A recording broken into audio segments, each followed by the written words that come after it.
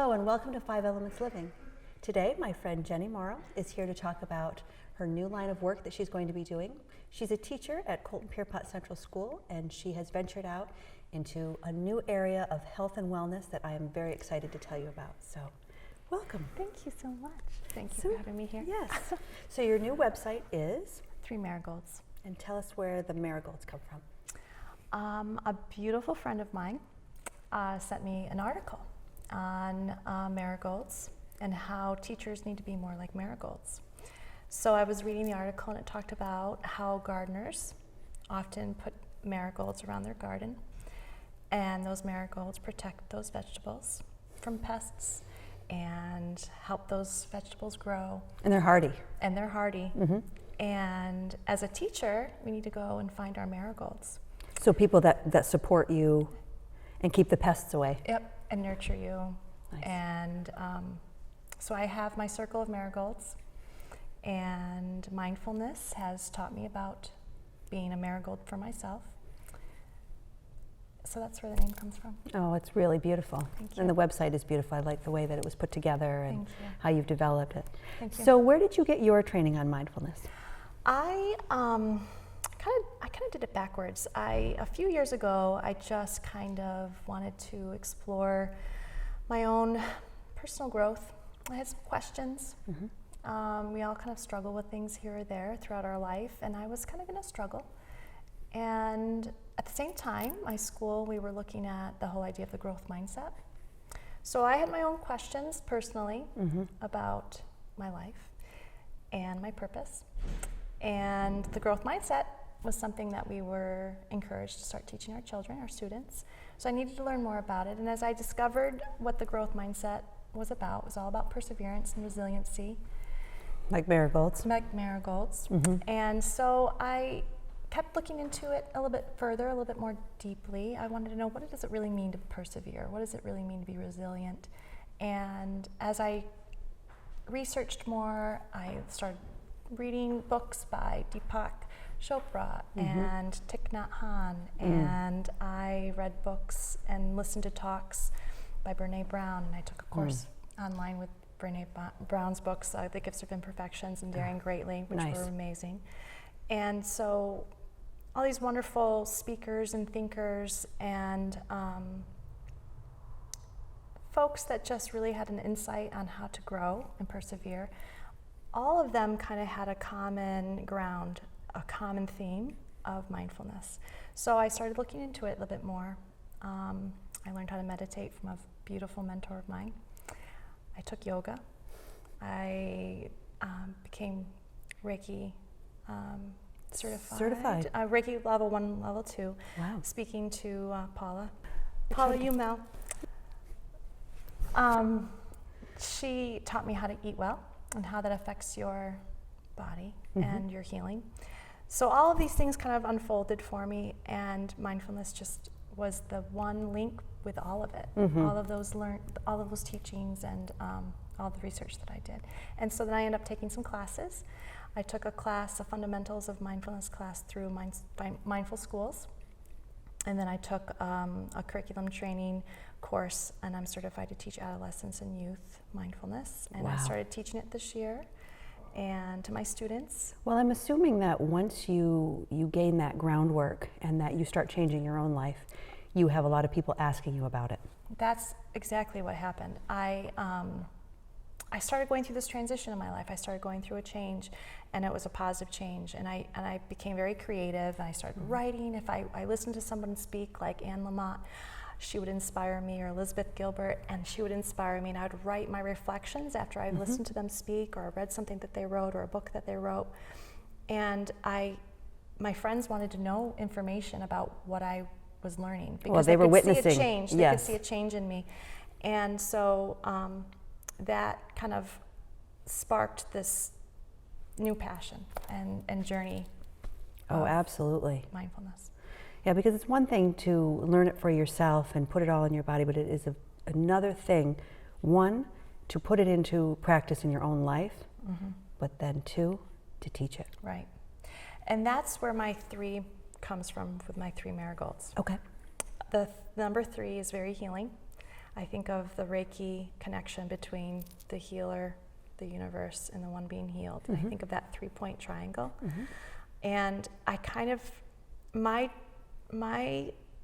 interpretation of mindfulness is a little different, because it's linking it's not just meditation. It's different. It gives you the foundation so that you can be resilient and persevere and stay grounded in adversity, in the face of adversity. So when I think of mindfulness, I kind of categorize it in 3 ways. And the first pillar, as I call it. And this is what you teach as well. These 3 pillars, these are yours that you teach. I do. It's more, I've been focusing more on the 1 and 2 with my students. I'm building up to number 3, but they're all related. Number 1, the first pillar is connect, and that's what mindfulness can do for you. You can connect with your center, connect with your breath, connect with your inner wisdom through the breath. And all mindfulness is, it can be described very simply, but I think it's very deep. But that connection to your breath and to your center is the first step of mindfulness. And then the second pillar that I see a connection with is I can be connected and centered within, and only then can I then connect with a community. So I become my first marigold, a marigold for myself. And then the second step is becoming familiar with your community of marigolds. Find your marigolds around you, and that is what gives me strength every day. I know who my marigolds are, and they support me and encourage me to continue growing. So you connect to yourself, become your very best marigold. You connect with your community of marigolds. And the third step is that you create marigolds for others. You become a marigold for someone else. And that to me is what mindfulness can do. That's what it's done for me, and that's what I hope to do for others, is to teach that connection, build that community, and create a community for others, create healing for others. And you do that with your center here. It's beautiful. And you're creating a space for people to build communities and connect with each other. And it's wonderful. Well, I'm excited to hear you say that it will work for adults and children as well, and especially to teach children at such a young age to figure that out sooner than later. That's what I'm thinking, right? When we started talking about the growth mindset, I thought, oh my gosh, this is a great idea. Teaching children to persevere, learning that skill set now before they're adults and they have to face adversity, they won't have any skill set. But to me, I feel like you can't have a growth mindset, and you can't really persevere if you look in the mirror and you don't like what you see. Mindfulness gives you that sense of peace and groundedness and connectedness to your inner wisdom, your inner light. Vicky Savini talks about showing children, she wrote a book called Ignite the Light. Every child has a light within, and they need to learn how to connect with that, because from that foundation, that grounding point, then they can persevere. Then they can handle stress. It's okay to acknowledge kids feel stressed out. Sometimes we adults take for granted that kids don't feel stressed because they don't have the same responsibilities that adults do, in a sense, so we don't really see them as being entitled to be stressed out. You're a kid, you get to play, you get to have fun. But they do experience stress. And when I talk to my students, I ask them, what do you do when you feel stressed out? And they said, I go to my room, I cry, I punch my pillow, I talk to my mom, I go out for a walk with my dog. All of these things they can't do at school.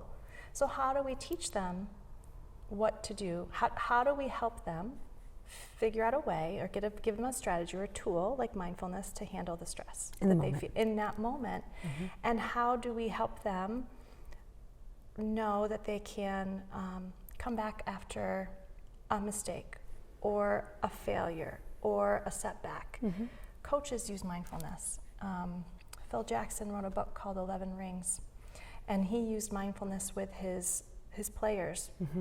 It helped them reset. It helped them let go of the stress of maybe making a wrong move out in the court, coming back, centering, and moving forward and letting it go and just being in that moment of, I can make a difference now. What happened is gone. What happens now is all that counts right now. Is in the moment. In the moment.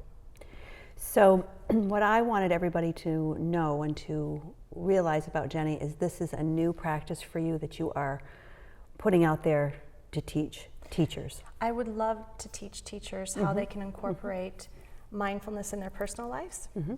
I think the best thing to do when you start practicing mindfulness is to have a practice within of your own. Then you can start teaching it to your students if you can have that connection with it. But yeah, I think that it's a powerful tool. It's not necessarily a magic bullet that's going to cure all of the hardships or troubles that students endure, but it is a tool that the students can use to get them present-minded, focused, increase their self-awareness, their self-regulation, an overall sense of improved well-being, so that they can handle the challenges that are facing kids in our worlds, in our educational worlds Even right our now. teachers. And our teachers too. I think that teachers need to find their marigold within themselves, and then find their marigolds, even if it's not even in their same workspace. Maybe they find a connection, a community of marigolds, to help keep them uplifted. The current educational climate is stressful for kids and for teachers, administrators, parents, and we need to come together. We need to build a community of marigolds so that we can support our kids, we can support each other, and be productive. This is a great offering that you are putting out there. So they can look on the website to see the types of learnings that you offer, Yes. and the way the program would work. Yes. Okay. Yep. I can work with small groups, large groups. I'd love to go and work with teachers and one-on-one, even if you would like to have some help developing your own personal practice, and over time you can really see how it can impact your teaching world. But I want to go even beyond that. I want to work with anybody who's interested in mindfulness, anybody that works in a professional workplace where they are pulled at emotionally and they need a strategy or a tool to get them back in the moment, letting go of any stresses. It really, there's a huge history with mindfulness, and it's documented for 30 plus years that it helps with reducing stress, and I hope to offer that. Well, yes, the groundwork has been laid for 30 years, and the offerings that you are giving are quite precious. They really are. I have witnessed that you practicing it, the way that you give back to your marigolds in your life, and I've watched that the way that you teach it is really something that they can connect with, that they can understand. It comes in a clear language. Yeah. There isn't anything mystical about it. You are very practical. Tools they could take away that day. It sounds very simple to just say, well, we're just going to take a minute and connect with your breath, but it's deeper than that. And there's resources. I want to be a forever resource for folks that that Yes, need it's it. not just one-time class. No, You keep connected I'll with them. keep connecting with them. I'll be part of the journey, because it does take time. And when you go through practicing mindfulness, I think you start asking more questions, and you want to understand the different thoughts that you might start having, and the different perspective that you start looking at your life from. So yeah, I want to be available to help people through that journey. That's great. So thank you for joining us today. Thank you, Shelby. To learn more about mindfulness and what Jenny has to offer, please visit her website, 3marigolds.com, and there'll be a link attached to this video and of course on my website.